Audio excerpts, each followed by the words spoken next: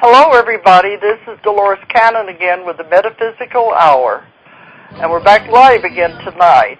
Last week, I had my conference here in Fayetteville, Arkansas, so they were supposed to use a digital, archive show, but you've probably been hearing that they've had quite a bit of excitement out there where the BBS headquarters are in Paradise, California, that here where we are in Arkansas, we've had all the floods, but out there they've had the fires. And they said they had to evacuate Paradise, California, and then they also lost all the power to the whole town. So BBS radio was off the air last Friday, and I think they've only been back on now a few days after they got power restored. So they're having excitement out there. So it's one thing or another. So there wasn't any shows last Friday because of all that, and probably several days afterwards.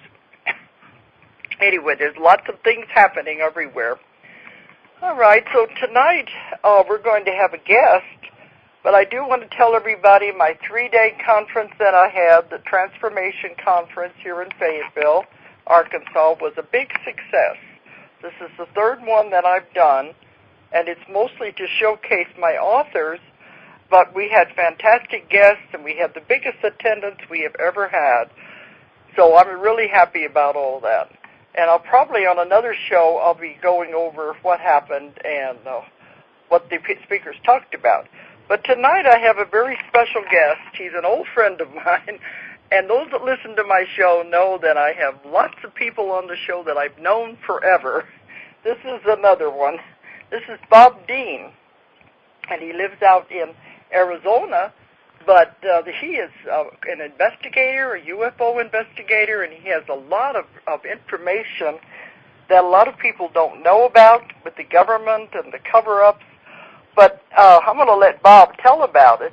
But I've known him for a long time, and he has had a lot of information that I think he's been sitting on for too long. Anyway, okay, Bob, but you're there, aren't you? I'm here, sweetheart, yes. Okay, I might have said that in the wrong way because you've always told me about a lot of things that you know that you don't usually tell people about, or you're trying to get out there anyway. Well, Dolores, I've been speaking out, I guess you remember, what is it now, over 20 years, I guess. Oh, yeah, we go back a long time. And I got into this thing kind of through the back door, so to speak. I was a professional soldier for 27 years. 27 years in the military, and then after I retired in 1976, I spent another 14 years working with FEMA, the Federal Emergency Management people. And I've had a high security clearance almost all those years, almost entirely my time. When I was in Europe, I had the highest classification at the time that they had, or have, even still. I had a cosmic top-secret clearance when I was at NATO SHAPE headquarters. And that's how I learned about the reality of the extraterrestrial presence. I don't like to use the term UFOs, Dolores. There are no such things. Yeah, I know what you mean, because I've been involved in this, too, for 20 years as an investigator, but that's the common term for it. Yeah, I know. We've known for years what they are. Yeah, but we know it also goes way beyond that. Oh, it's way beyond that, honey. Yeah. For many years, I began to speak out. I guess I came out of the closet, as it were, about 1990, I think, 1990, 91. I think that's about the time I first met you. And I participated with Wendell Stevens' World Conference in Tucson, Arizona in 1991. And I came out of the closet, as it were, and I began to violate my national security oath. I've been speaking out pretty bluntly about things I'd learned along the way and over the years, because I felt, Dolores, that this really was the biggest story in human history. And it still is. And the more I learn, the more I'm convinced of it. Yeah, I agree with you totally. And I've been trying to get, out the common people, the average guy in the street, that he needs to know this.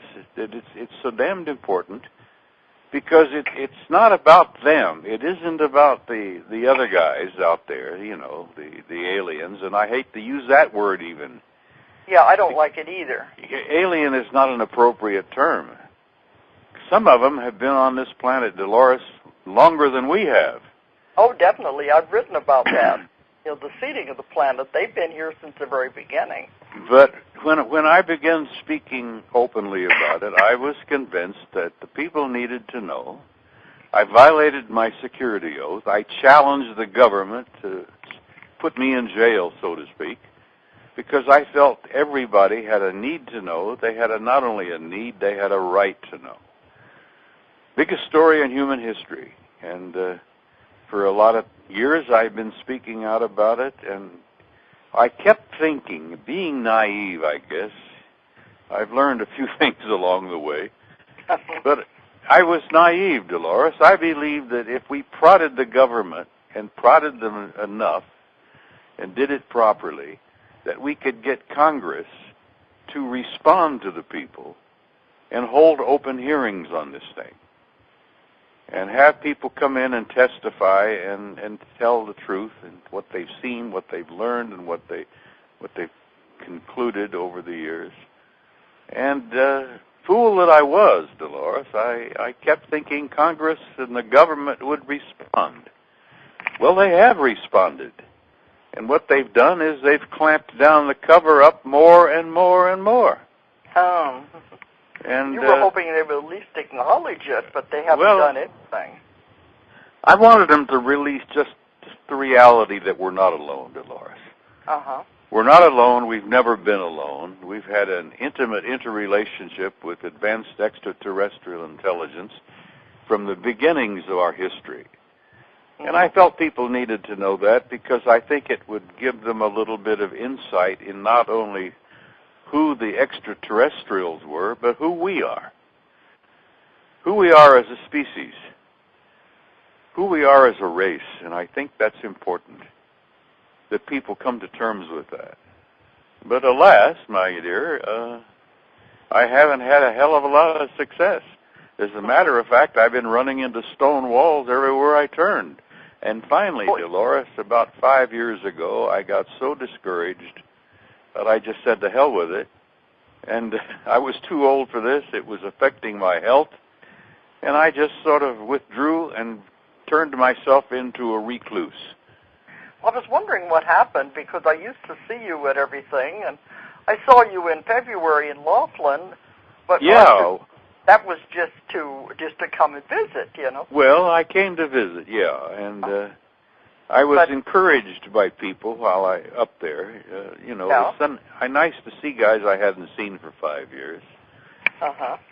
And a lot of people ganged up on me and put me in the corner and yelled at me and said, look, we know damn well you've still been doing your research, and we know that you've still been probing and digging and turning over stones here and there. Why don't you come out and talk to us again? And I thought, finally, you know, why not? Why not? So I've accepted an invitation to speak in September at the San Jose conference in the Bay Area. Oh, okay, because what do you have to lose, really? Well, at my point, Dolores, I have nothing to lose. Mm-hmm. You know, I'm 79, and I've been everywhere and done damn near everything, you know, all those years in the military. I went through 2 wars. And I got nothing to lose but my self-respect, and I'm going to hold on to that if I can. Well, but I'm going to come out and the military doing anything to you at this stage in your life? Well, they gave up on me. During the first few years I came out, Dolores, I was intimidated. I was threatened. I received the phone calls, you know, at the middle of the night. I even had the damn black helicopters flying over my house. Okay. Oh, I've been through the mill. And the more they did that, the louder I spoke out. The more they harassed me, the more convinced I became to to tell what I know. And I've been telling secrets now for, 20 years. Yeah, because a lot of the investigators, they do get intimidated and they get scared and they start closing off. They don't want to talk about it. Oh, honey, it's terrible what they do to some people. You know, I have been through 2 marriages. I had 2 broken marriages. Yeah. I lost a child to suicide years ago. I picked up a Purple Heart and a whole bunch of ribbons all over the years in the war. And I'm to a point, Dolores, that there's not a heck of a lot that they can do to me now. Well, they can. Have they ever threatened to shut off your retirement pay? Well, I even went through a bad time with that, yeah. That's one thing, you know, they always threaten you with if you're... Oh, yeah. Well, you know, they've got it hanging over your head, 10 years in jail and forfeiture of all pay and allowances and $10,000 fine. Well, I went through a period of time here about, I guess, 10 years ago where they had an administrative mix-up with my retirement pay. And I was practically, you know, not drawing any retirement pay at all, for God's sake, for about 2 years. I wonder if that was an accident. Oh, I don't think it was an accident. No.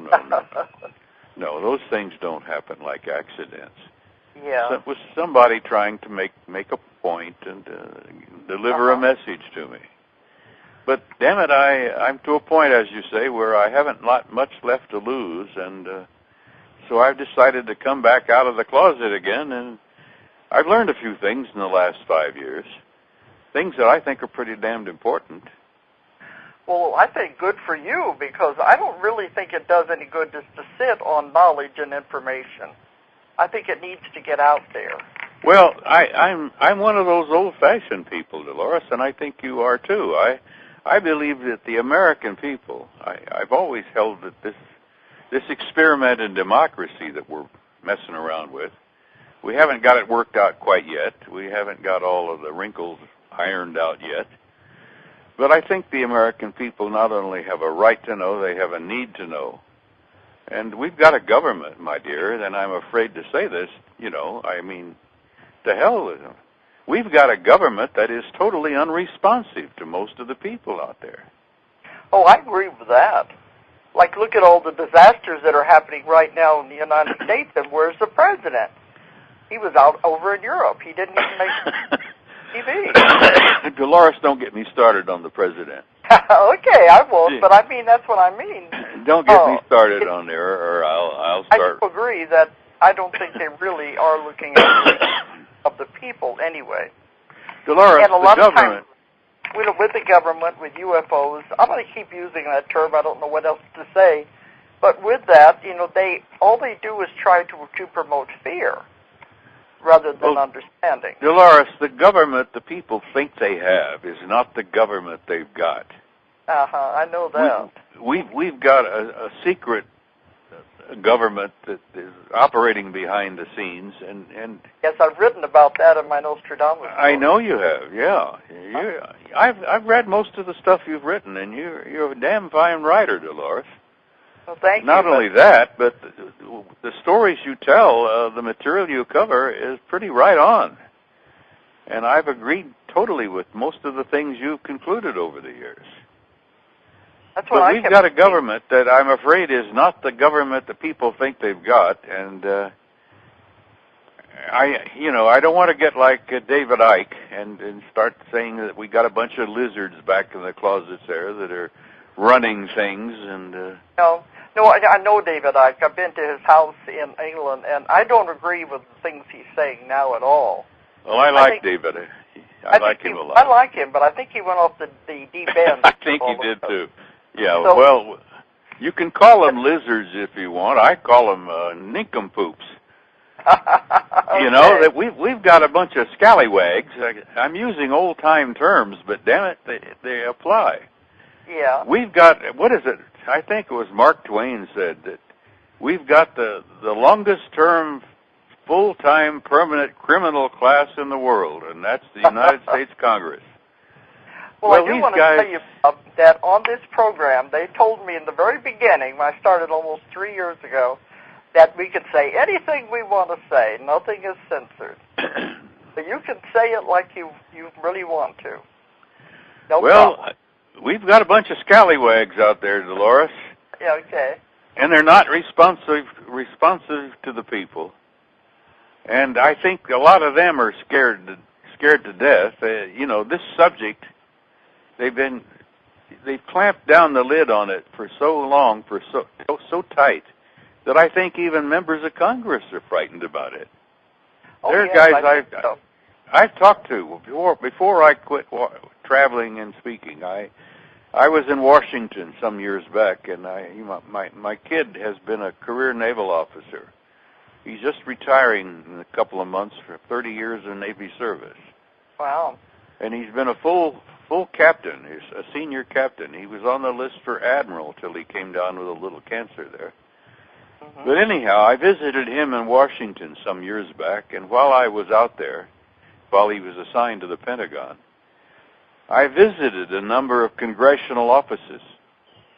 I dropped in, the usual kind of courtesy visit.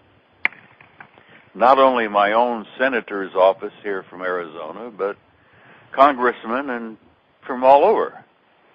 Uh-huh. And I made my pitch, and I said who I was, and I told them what I was talking about, and good God, Dolores, it was like, talk about scurrying and scampering and running for the darkness. These guys didn't want to touch that subject with a 10-foot pole. And, I got the usual, I got the gift ashtrays and a cup of coffee and a shake hand and thank you, come in and visit us again and all that good stuff. But they didn't want to touch this subject. And I over the years, I have found out that the powers that be, that famous term, quote unquote, and we don't really know who the hell they are because they were never been elected, had put the word out. Don't talk about this mortal terror. You're in danger. Hmm. And a lot of the congressmen were scared to even get near the subject. But anyhow, I'm still on their case, and I'm still rattling their cages, and they aren't bothering you as much anymore, are they? Well, I think the fact that I had went public, Dolores, I spoke out publicly, and I guess I developed a bit of a reputation. Yeah. I'm fairly well known. I've spoken all over the country and all around the planet. I've spoken at about 12 or 13 foreign nations, and I've spoken out publicly here in the United States in about 40 or 50 separate conferences over the years. Yeah. And I think that my going public with my big mouth was probably the safest thing I could have done. Well, that's what I was wondering, because nobody bothers me. And you hear all these horror stories, and I said, well, we know a lot more than most people out there, so why? Why is that? Well, honey, what you're telling people what you've learned, and what I'm doing is I'm releasing information from classified material. You see? Okay. But so still, I think it's the fact that we went public and became known that they can't really bother us as much. Is that what you think? Yeah, I think so. The more you get a reputation, and the more you become known, I think that they figure that, damn it, they'll leave you alone. You're just a damn nuisance, but they'll leave you alone. Okay. Because, we know lots of people in this field, and I think it's the same way. They just keep talking about what they know. But why don't you go ahead and tell us some of the things you've done?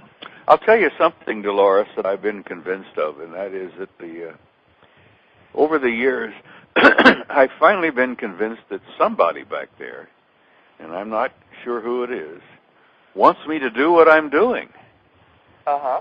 I've been visited a time or two at conferences by people who had all of the indications of being government people. Mm-hmm. You could almost pick them out in the room, Yeah, you get to where you can recognize them after a while. And I've had guys come up to me that, who said, hey, not only did you talk about something you shouldn't have, but let me tell you something else maybe you ought to know. And I've had people, I think, in government who've come up to me and shared things with me over the years that they want out. We've known for a long time, Dolores, that there's an argument, there's a big war going on between those who want the subject to come out and those who don't want it to come out. Yeah, that's true. There are some who say, no, not never, never, ever, and those who say it's going to have to come out eventually, so let's let a little bit of it out from time to time, you know, just to release the pressure, as it were. Yeah. And let's dribble here and dribble there and let some of it out. And I've had people who actually told me bluntly that they're rather happy with what I'm doing. So I haven't had any threats or any intimidations or any black helicopters or midnight phone calls or any of that. I haven't had any of that for years. Okay. Well, let's tell people what you have learned, some of the things that you do about the ETs. I guess we'll call them ETs. About them, some of the information you have found that you want to share with people. Well, Dolores, when I speak publicly, I tell people that there is really no way you can ever come to terms with this phenomenon. There is no way you can ever really begin to grasp the reality of it unless you've studied a little bit of history. Because the reality that I've discovered, and I think one of the things that is so sensitive to the authorities, is that we've had an intimate interrelationship with advanced extraterrestrial intelligence, Dolores, from the beginning of our history. Yes. And if you study history, you begin to realize that. It becomes very clear. It's very apparent. Throughout history, I mean, good God, the Greeks, the Romans, everybody recorded it, talked about it. We've even found cave paintings in southern France, northern Spain, of primitive people putting UFOs on the walls of their caves, for God's sake. Yeah. You know, the disc-shaped objects with the dome in the middle and sometimes 3 legs, and that this goes back. Well, one of the sensitive things, Dolores, and I think you may have concluded this yourself, is that one of these advanced races apparently had a hand in doing a little genetic engineering on the human race. Yes, I've written books on that. Yes, I know you have, honey, and you're right on. And the evidence is pretty damned overwhelming that there is one of the advanced groups. The last time I was able to get any definite information, for years and years we knew of 4, and I've had people in the military people I trust, tell me that there are several dozen of them now, from different places. Yeah. But they had a hand in tweaking the human genome, so to speak. That they genetically had a hand in manipulating us into a higher order of species. That Homo sapiens sapiens, is what we call ourselves now, didn't exist, more than maybe 80,000 years ago. That they came here from another place, and that's another interesting subject as to where they're from, because the military concluded, Dolores, at least, 30 years ago, that they were not merely from different planets and different star systems. Some of the visitors, and that's another term that's not really applicable, they're not visiting. Yeah. But some of them apparently are coming through portals from other dimensions. Oh, yes, that's another thing I've concluded, and I lecture about that also. But here you are. You've got a species here on this planet, a very warlike species that is not quite finished yet in its evolution. And the genetic tweaking that they've been doing on us over the years never really completed the job. As some of my old friends have said, the human race is a work in progress. Yes.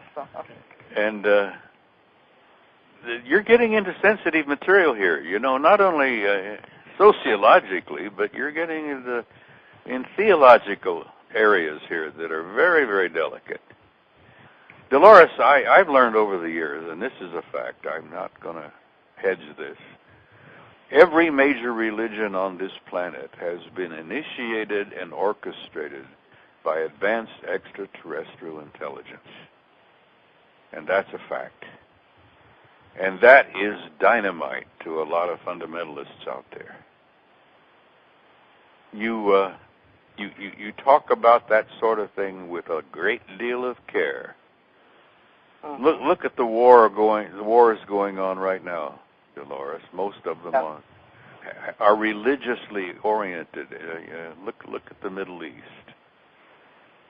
You have the Arabs wanting to kill the Jews, and then you have 6 or 7 different groups that are Arabs wanting to kill each other. Yeah. And, you know, all of it, you get right down to the basics of it. It's a religious difference of opinion. Well, you start one telling thing that I've written about is that they are really afraid of us because of our violence.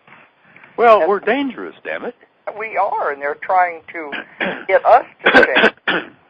They said we can never join them until we finally do get out of the violence, and that's why we're isolated over here in this part of the solar system, the galaxy. We're out on the rim here, honey. Keep us away from everybody else. They don't want to contaminate everybody else. Well, you know, if you're an anthropologist and you're going into the deepest jungles in New Guinea, you tread with a great deal of care. Because some of those guys are still headhunters out there. I know. That's why really they don't want to be involved with us. And, people say, why don't they land on the White House lawn? I said, they're afraid of us. They really are. Well, I'm afraid of us, too. I the law of non-interference, too. They're not allowed to interfere. Well, they can watch, but they can't really come in and, you know, keep you from doing things. That's something else that I've learned, honey, over the years. I used to believe that, you know, what do you call it, the prime directive? Yeah, that's the one of non-interference. That's what the Star Trek guys used to talk about. But it's real. It really is. Well, I used to think it was real, Dolores, and yet I've been learning some very, very sensitive material from the military and people who are still on active duty that they've been doing quite a bit of interfering here lately. That if they have a law of prime directive, they've sure as hell not followed it because they played some silly games with us in the last 10, 15 years with our nuclear weapons. Examples? I'm sorry? Do you have any examples that you could give? Well, to give you an example, honey. Okay. We had a case in Minot, North Dakota a number of years ago. I talked to the colonel, retired man who was there, and he said that big UFO came and hovered over the missile silo. Now, this was an intercontinental Minuteman, intercontinental ballistic missile facility. Yeah. And the Minuteman system was spread out all over the creation. I mean, all over, you know, about 20, 30 square miles. Excuse me. Instead of having like they used to with the old Titan system, where the control launch system and the launch silo were all in the same place. Yeah.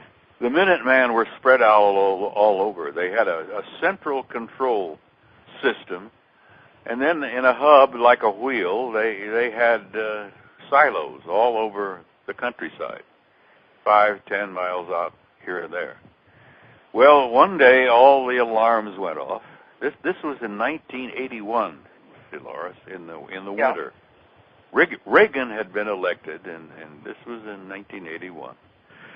This big, apparently, metallic disc, an enormous object, several hundred feet across, came in and hovered over one of the launch silos of an intercontinental ballistic missile, Minuteman system, with thermonuclear warheads. And it sat there for a time, and all the alarms went off. The lights went on, and guys began scrambling around. And the emergency response team got together and got into their jeeps and their trucks and grabbed their weapons, and they headed out to this silo, which was about 5 or 6 miles out in the countryside, in the boondocks. And when they got there, this enormous thing was hanging over this silo. And the lights from the perimeter were illuminating the bottom of it. And when the major, who I spoke to as a retired colonel, finally got his guys under control, they were practically, a couple of them even started shooting at it. They could hear the M16s bouncing off the bottom of the thing. Yeah. So it was pretty obviously metal. And he finally got them under control, and they started taking pictures of the damn thing, and then they went through the gate. The gate was sealed. The gate had never been opened, and so they got inside the perimeter. And about the time that they began to, try to take stock of what was really going on here, the thing silently moved away and just disappeared. Mm-hmm. Well, when they finally got into the silo, Dolores, they had found that the 25-ton door that slides on railroad tracks back and forth off the silo to open up the launch silo to launch the missile. That 25-ton door had been lifted up like you and I would move a box of crackers, and dropped off the rails to the side. Uh-huh. Well, that kind of got their attention. And then they got inside the silo, and they found out that the missile had been violated, so to speak. Okay. They called back for some more response. They even brought out some scientists. They brought out the technicians. And the technicians got into the missile, Dolores. They found out that the warhead had been melted. It was a thermonuclear plutonium-uranium warhead. Uh-huh. Actually, the missile had 10 independently targeted missiles in the nose cone of this thing. You talk about destruction. That thing was capable of an unbelievable destruction. Uh-huh.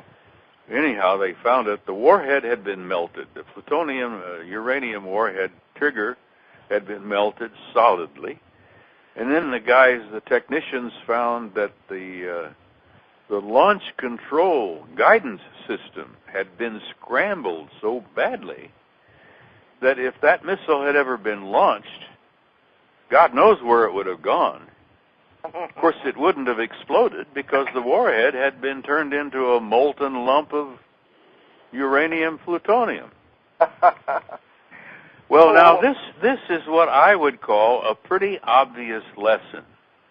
But do you know what was happening there? Because I know, because this is part of what they've told me.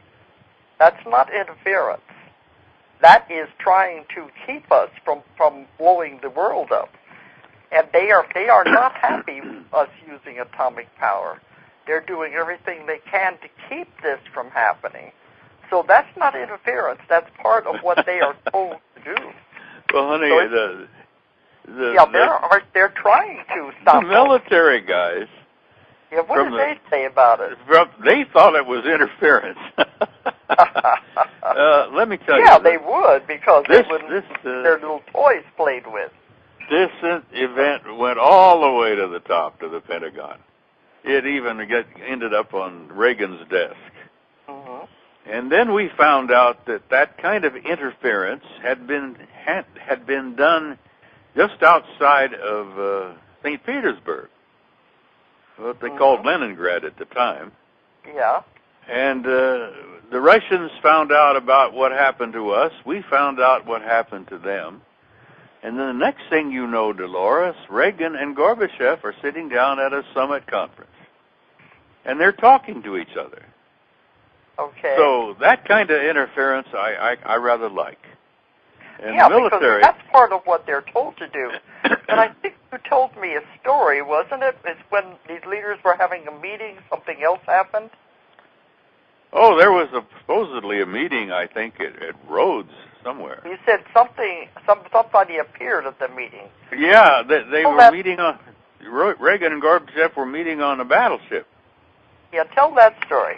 Well, that is another one that I verified and found over the years that's really true. And, I think that Reagan and Gorbachev were two guys of like minds, men who realized that we were not alone.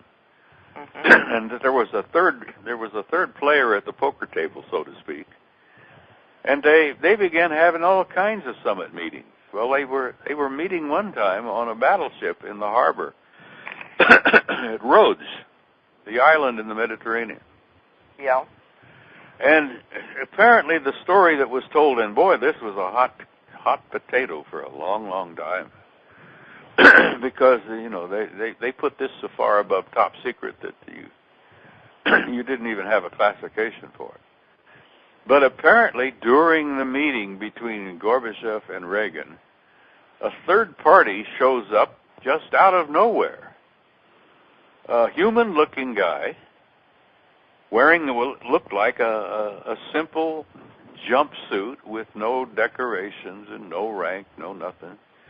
Just a human-looking guy who was rather tall. He was 6'5", maybe 7 feet tall, pretty impressive guy. Shows up here in the middle of this conference room, out of nowhere, and smiled, sweetly at the guys, and to talk about the scurrying going on. All of the lesser guys are running around like crazy, reaching for their guns and all the rest of that stuff. The world's going on here.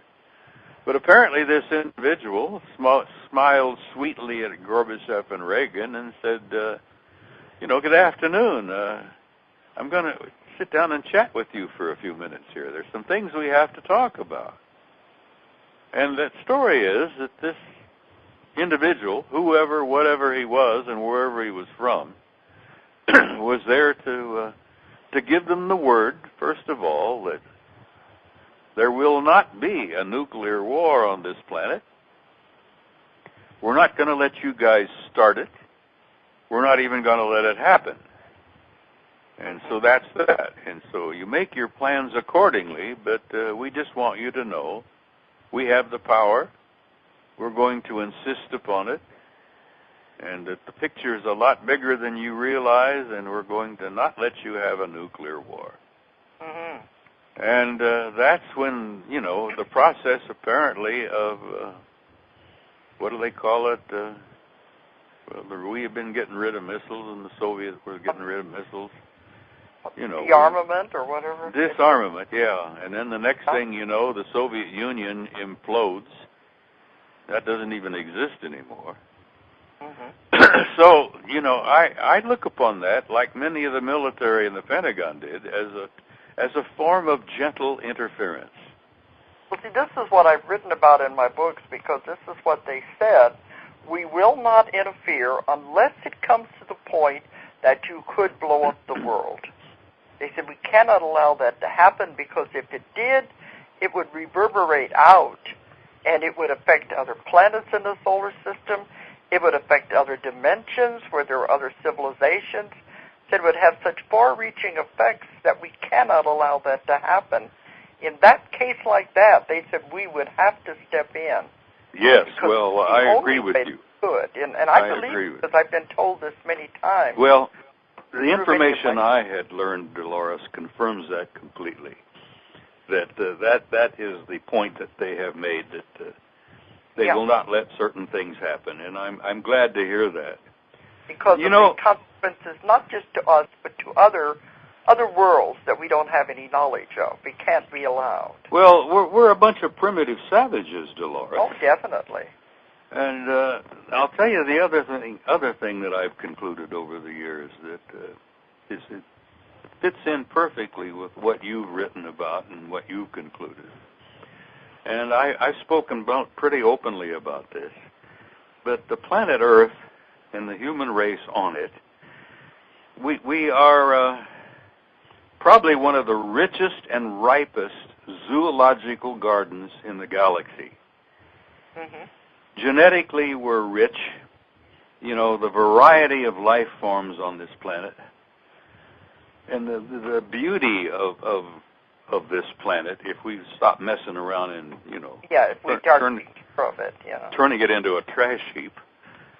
We are a ripe and rich zoological garden, and when I've been speaking out publicly about that, I've seen people chuckle, and I said, yes, if you think I just said you live in a zoo, you do indeed. We definitely do. But we are in a zoo, and there are so many advanced, and Dolores, I've been doing a lot of remote viewing since I stopped speaking publicly. Yeah. And I suspect you've done some yourself.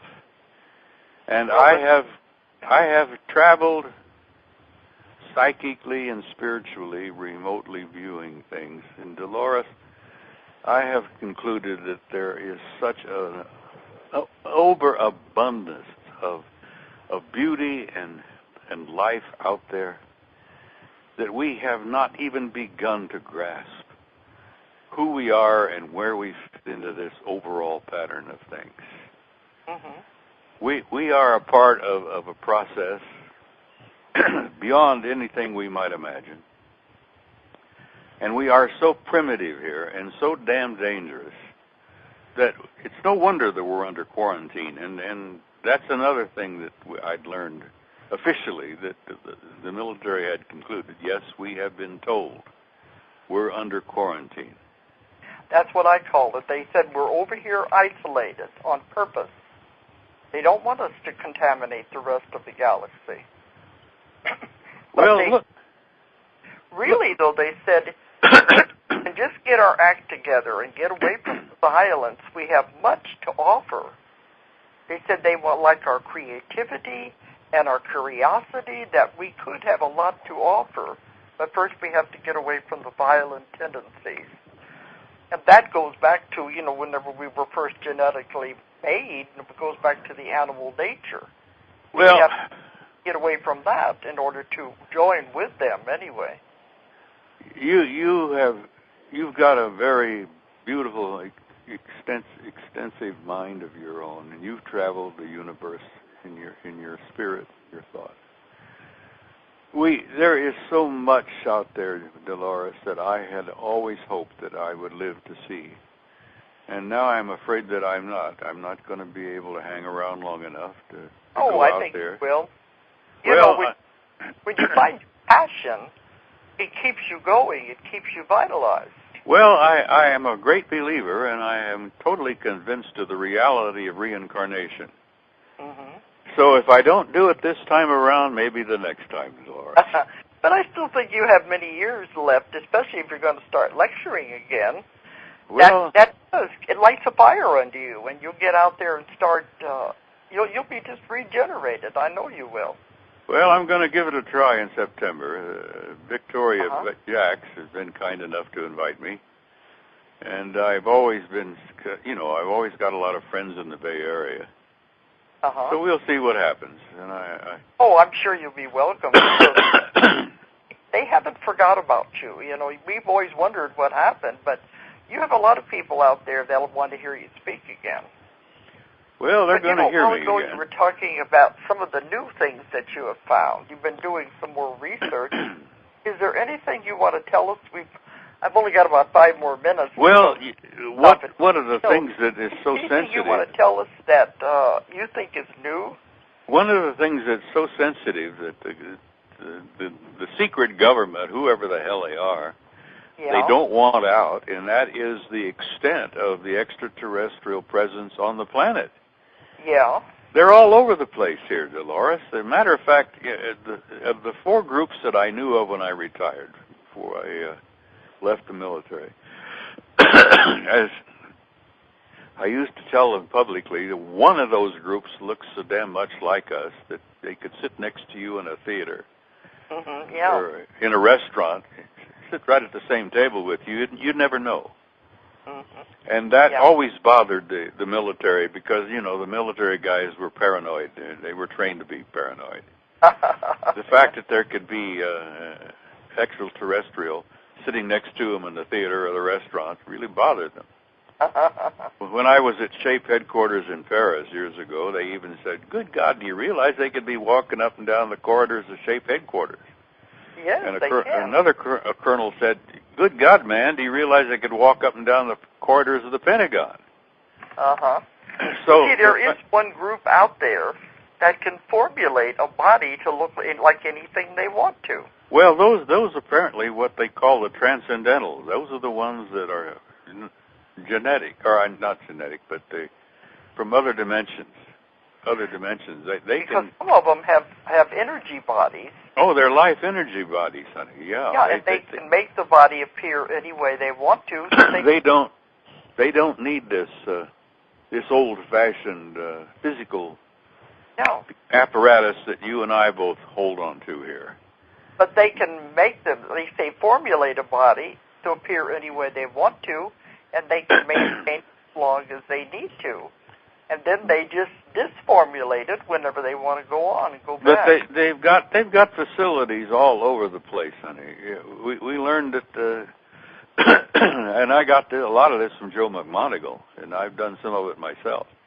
Yeah. That underneath the mountain in the mountains, the Pyrenees Mountains, southern France and northern Spain, there's a major facility. Underneath the desert in the middle of Australia is another major facility. Yes, I've been out in the outback, and they said there's a lot out there that people don't know about. Oh, there apparently is an enormous alien base underneath the desert out there. Yeah, somewhere somewhere near Alice Springs, I think they said.